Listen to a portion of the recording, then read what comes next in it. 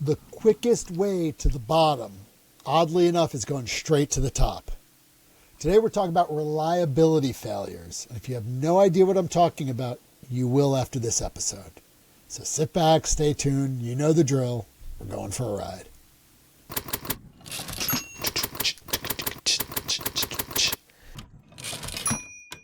The quickest way to the bottom is through the top. It's like a slow is fast. Or slow Left is is smooth, right, smooth up is is fast. down. Yeah. Hey, Dogs and reliability. cats living together. This is a great topic, and it's actually a place where we have had to grow. Very much so. And yeah, in a great place. And I think just to set it off, Bryan, define reliability. I love your definitions. I'm going to throw it on you here on this one. Let's define it for those who are maybe not thinking of reliability. Maybe they're thinking of other words. But what is reliability, and what is the importance of it? Well, before we get there, I think from here on in, I need to get a pipe so I can indubitably. Nice. And the reliability failure is this: you can have the greatest product, you can have the greatest client experience. You aim at a deadline, you aim at a body of work, and for reasons that aren't necessarily your fault, you don't deliver on time. And again, it may not have anything to do with you. However, you will be looked at as the failure point. You will be looked at as anything less than reliable. So what ends up happening is, even under all the best conditions, you can be looked at being at complete fault. And we have ways around that because we've experienced every single one of these reliability failures. Everything from split directives on two different email chains where each one's talking different smack about the other one, to a client's inability to get the review turnaround in time. We look bad even if it's not our fault. That's a reliability failure because that's the only thing that they're going to see in their mind when they walk away from your company. It doesn't matter how good the final product was. Mm-hmm. And you also have to be, yeah, and you also have to look at reliability internally too. There's the things that can happen on the client side, but then there are the things that happen on your end that are completely in your control. Absolutely. And you have to own those completely and understand that they're happening and, figure out a way to stop them from happening in the future. I'm going to cut you off. You have to figure out how to create that for both sides of it, not just the internal. The things that are out of your control, you absolutely need to gain control over. And this is where most of us fail early and often. Internally, easy. You see a problem, you fix the problem. The results may be the same, but not because of the same cause. So you can change that. Much harder to change your clients. Let's get into it. Yes. Yeah. Let's get into it. There's a there's a saying that I love, which is everything is your fault. And it sounds like a very negative, right? It sounds like a very negative statement. It's actually a powerful one because it helps you to prepare and look at every single instance of saying, where could something go wrong at this moment in time? And how can I shore that up so it doesn't? And the best experiences that you can give your clients are the ones where from the moment things start to the time it end, it felt seamless. All sorts of things could go wrong in between, but the way you responded to them openly with the client led to this amazing outcome at the end. And that points us to another book, which is Extreme Ownership. And I'm not remembering the author, but Extreme Ownership. We're going to find that. Yes. Extreme Ownership is a amazing book. And I think it goes down to reliability and accountability.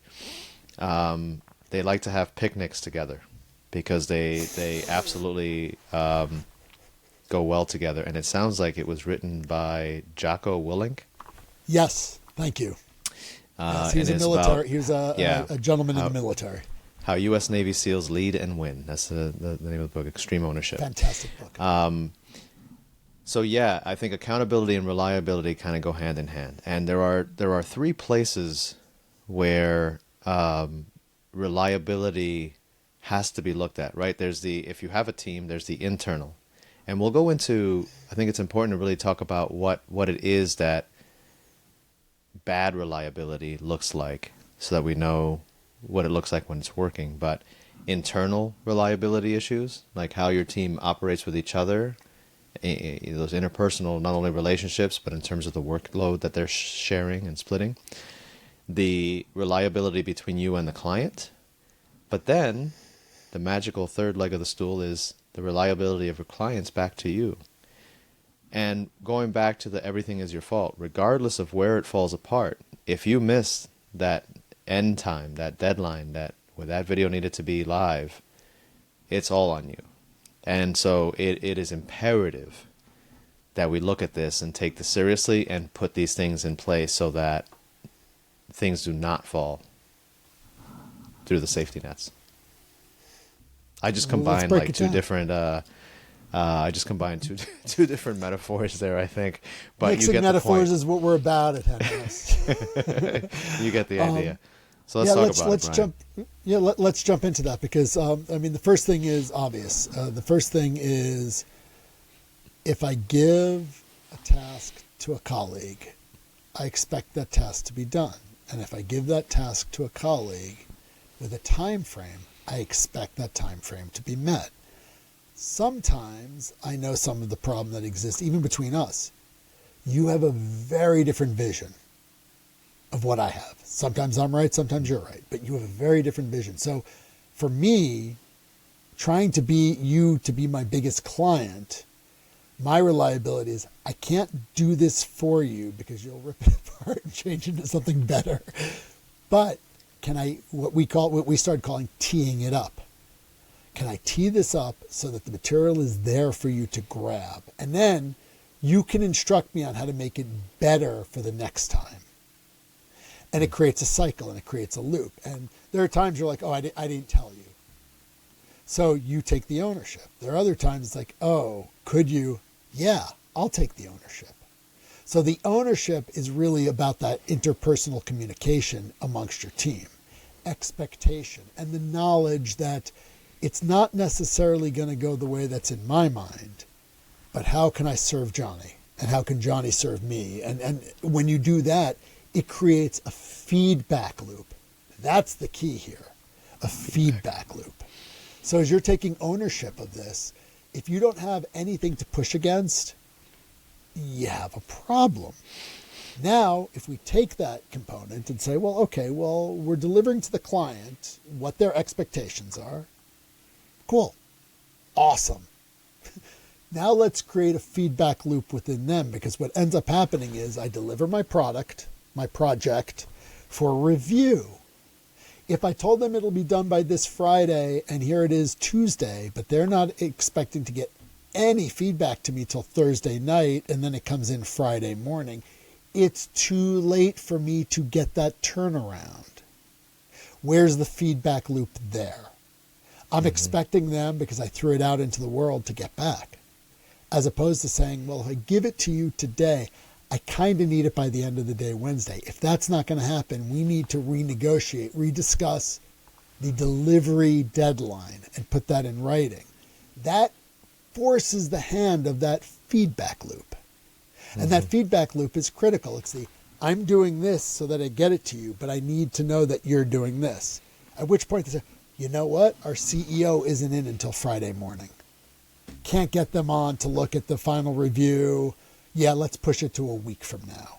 Suddenly you've avoided being that reliability failure point. You've created a feedback loop by which you're getting a response back, even if you're not getting the review notes back from your client, the critique back from your client. But you're creating now a feedback loop, which keeps each other a little bit more honest than it did beforehand. Yeah, and I think this touches on going back to systems and processes, right? The way that you write your proposals, your SOWs, your schedules of work, your estimates, even like if it could be a one-page estimate, but those are important to set some parameters around what this is going to be. And then if the estimate has a sample timeline of what you think the time turnaround could be on a project, making sure that once you're getting into the project launch, that portion is really dialed in, so that there are no surprises on anyone's on anyone. The way the things you say don't have the meaning you expect. The meaning to what you say is how they interpret what they hear. And so you have to make sure you have something that really puts everything, really aligns everything on both sides. That's critical. And that there's constant communication between you both. And it's funny with Friday deadlines, I almost feel like there should be a rule that there should be no Friday deliverables. They should all be like, no later than Thursdays, period, regardless of when the review is scheduled to happen. A lot of things happen on Fridays. People take days off on Fridays. You could suddenly send something even first thing in the morning on Friday, and then you find out that they're taking a 3-day weekend that they just decided to take. It happens. So I think that communication and setting those parameters up front are huge with the client side. And then accountability is a big one. Just how you've set up the accountability systems with your team, and even personal too with yourself. That's huge. That goes a long way. The flip side is, and you mentioned it, where they can't get reviews to you by a certain time. That third part of it is, I think, the biggest one, and I think the hardest one to manage. If it's a large organization, especially, the larger the organization, it seems like the harder it can be. Many times there are moving parts. Sometimes all of a sudden this person got a promotion. the day that they were getting the review, they find out they got a promotion, and now someone else is stepping in. And there's all sorts of things that can happen there. So there have to be some real open conversations, and you have to be willing. There's a lot of fear sometimes in having that very clear conversation with the client, because you fear that you're going to either upset them or they're not going to be happy with you or whatever, but actually they want that, and they crave that, and the more of that you can do with them, the more trust is actually built. And I think the word trust is the third part of it, right? Reliability, accountability equals trust. It's a huge mess, but the more you take control of the communications and over communicate and tell exactly what's going to happen if you don't hear back. And I mean, it's not a threat. It's hey, making sure you're getting my emails. If I don't hear back from you by this, we will not hit your deadline. If this happens, this cannot happen. If blank, why? We got bit really hard a while back where our reputation was dragged a bit. And it was dragged because a new person took over a project, wanted to put their stamp on it, refused to give us timely feedback, so we missed deadlines. And instead of pushing forth a new contract saying, this is not what happened, we just sat there like puppies waiting, putting out emails, waiting for a response, putting out a text, waiting for a response, not getting the response. And then at the end, it ended up being our fault. It wasn't, but it was. It wasn't because we had done everything. We had crossed every T, dotted every I. We had done this, we had done that. What we didn't count on was, frankly, partly an ego play on somebody else's side, partly a miscommunication internally with whatever was going on there. But more importantly, it was a reliability failure for what we should have been providing. So the reliability failure is also what I'm going to label it, because we now learn, if we're doing everything right, and even though there's a trail of emails, and yes, there was an acknowledgement that no, you folks did finally, that you did everything right, and we just took a different direction. That's great. Our name had already been dragged through the mud. So inside of that organization. So instead of railing against it or being upset about it, we put a process in. And that process is simply this. If we do this, and if we do that, and if we do this, and there's no kind of feedback loop going, we have to create a new feedback loop. And that feedback loop is simply hey, these are all the emails we've sent. We've not heard back. Don't know what's going on. Because of this, we are asking to extend the contract deadline. Do you know how fast people move when that happens? They move fast. You're not calling them out. You're calling for feedback. It's different. If it comes from a place of respect and saying, hey, as opposed to, you guys suck, you're not giving me what I need to get the job done. There's a big difference. It's contingent upon us to say, we're part of the problem, let's fix it. And if we're not part of the problem, that's fine. We're not calling anybody out, but we're saying we can't do the job if we don't have this information. But we're not saying that. We're not calling them out. We're saying we're not getting this, so here's what we need to do instead. And usually that gets a response of some sort. So I don't want to, I feel like I've gotten very negative, and I don't mean to. It's really actually very positive, because once you realize the problem is yours, the solution is yours. And it becomes so easy to fix it. So, but you have to be burned before you learn. You do, yeah. And it's, I'm sure there's some folks who are watching this going, yeah, but if, your project management system and, your SOW governs it all and da-da-da-da, I'm like, that's all fine and good. These are these soft moments that happen because we're all human beings, and things will happen, things will shift and change, and it's about how you react in those moments and how you manage it, which is important. And so we learned a very valuable lesson with that one. What's interesting is we held our ground, and we still have the recording from that meeting, which is great, because you see the moment when there's the realization that, oh no, these guys were actually right all along. And so, the project... We didn't have to say it. We didn't have to say it. It just played out. And the project was completed, and they ended up using the video. It's still up there. And very proud of that project, actually. I want to make one point, though. Mm-hmm.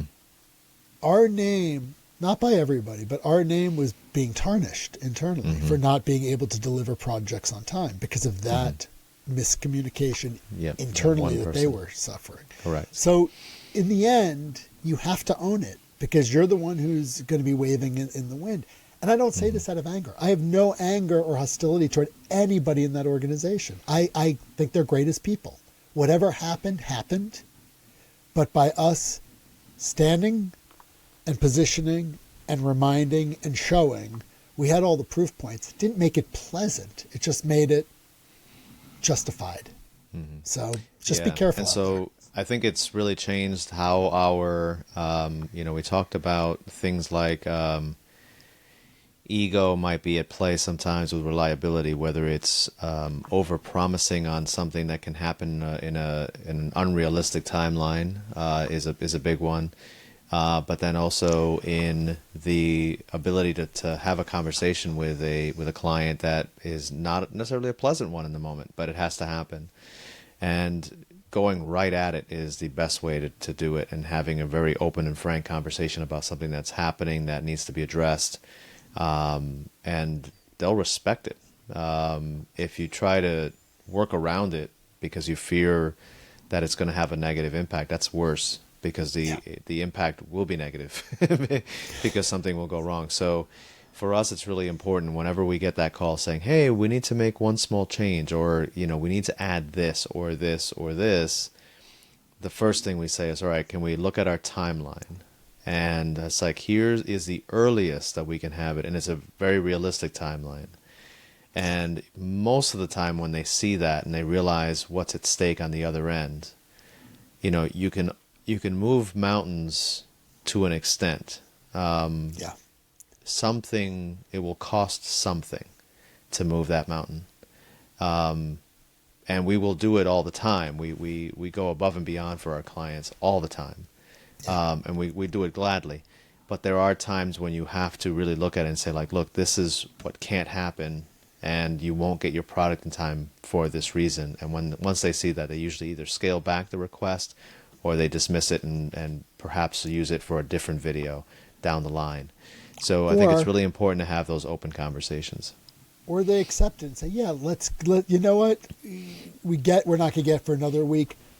Give it 2 or 3 weeks. It's fine. It's okay. You get that as well.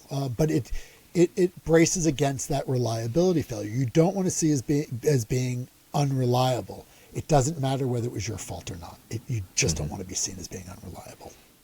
Yeah, yeah. And so, and this ties in, all of this also has to do with the sustainability of your company too, because this ties in directly with not only are you looking to build the trust with your client, but you also have to have profitable projects. And so if things are going to become extended, then you also have to be open and having conversations about the financial side of a project and making sure that that is in the paperwork and all of the discussions that you have about budget being utilized between these specific points in time. And once you start to extend, there is a real cost to that. And a lot of times when you open up that door, again, things begin to come right back in line. So scope creep happens, budgets will get pushed, but end of the day, reliability, that is on you. And as a business owner, as a business leader, whether it's if you're a solopreneur or you have a big team, it doesn't matter. You are the one. The spotlight is on you, and you have to make sure that you're shoring up and mitigating any places where that reliability can fail. Internal, external between you and the client, and then most importantly between the client and you, and making sure you're holding everyone accountable to what was said and what is being done and what's happening, so that you ensure that the deadline is happening. This is a big one for, Bryan has his note, don't treat it like a term paper due the night before.